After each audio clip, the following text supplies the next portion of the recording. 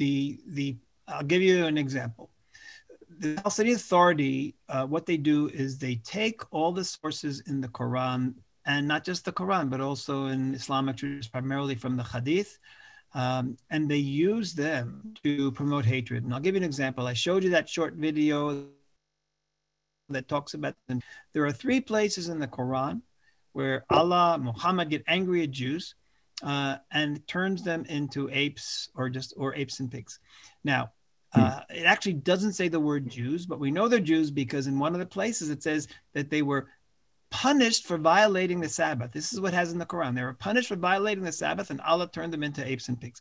So in Islamic tradition, all those people who were turned into apes and pigs were Jews. Now, there are 2 traditions in Islam, and listen to this.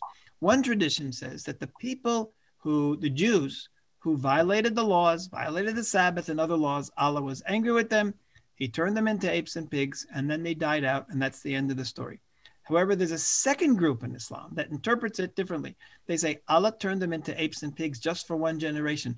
They then reproduced, gave birth to human beings, and today's Jews are descendants of those apes and pigs. Now, which ideology did the Palestinian Authority, or which interpretation did the PA choose to take? They chose to teach the second one. And they chose to accept the one that the Jews today are descendants of those apes and pigs. And that's why you see all those children on children's programs. You see the educators, you see the political officials, you see references all the time. They don't want to talk about Jews. They'll say the descendants of the apes and pigs. So that's so you ask the question, do they use the Quran? Yes, they use the Quran. They use it for their own purposes. There are people like Sheikh Palachi. Sheikh Palachi is the head of the Islamic community in Italy. And he says that any good Muslim has to be a Zionist.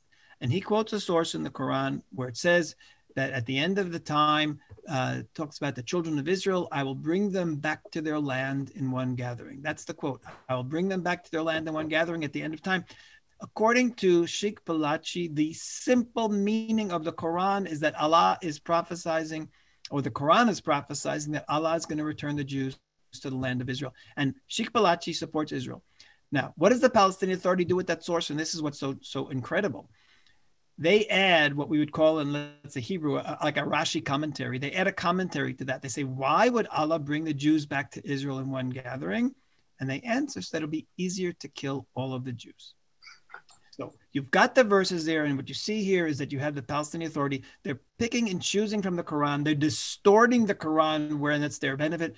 Their goal is hatred of Jews, hatred of Israel, and they will take the sources in the Quran that can look like the Quran is anti-Jews, and they will do with it what they can.